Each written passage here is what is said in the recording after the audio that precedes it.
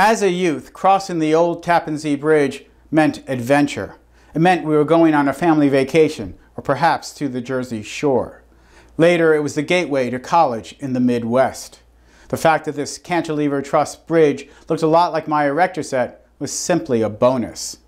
But 60 years later, this temporary bridge built in the 1950s saw its demise coming as a new bridge was built immediately upriver.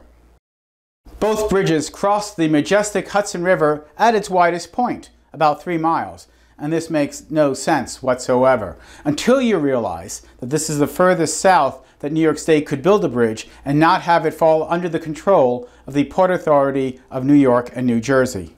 Once again, bureaucracy defies practicality.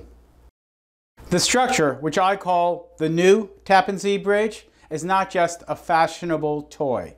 It is structurally different and has very different principles. The technique is called cable stay.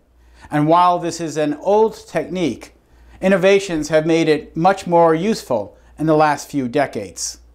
The cable stays fan out from the tower to hold the roadbed.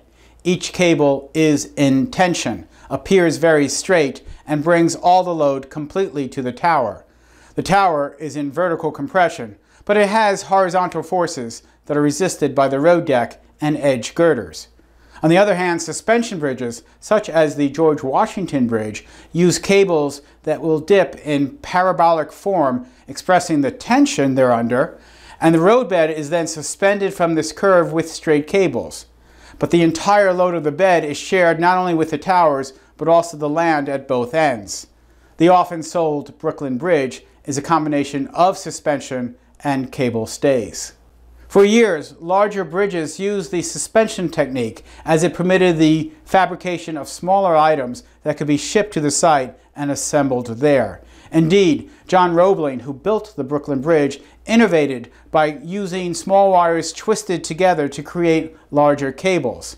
But since then, the industry has developed big machines that can lift big components, and that has made the modern cable stay bridge much more economical for shorter spans. Longer spans still are best done with suspension bridges. Back when architects were still master builders, we were as likely to design a bridge as a house. So my interest in bridges is akin to my interest in architecture. Done right, a bridge can be the most honest expression of structural principles that's being built. And so their appeal is very much like the appeal of the vast stone vaults and flying buttresses of Gothic churches, or the huge domes of Roman and Renaissance architecture. They are physical truth, frozen in steel, concrete, stone, masonry, and wood. I like the design of both the old and the new bridges. Each was an honest expression of its purpose and had an aesthetic dictated by its technique. All things are temporary. Billy Joel once sang, "Life is a series of hellos and goodbyes. I'm afraid it's time for goodbye again." Goodbye, old Tappan Zee Bridge. Hello, new Tappan Zee Bridge.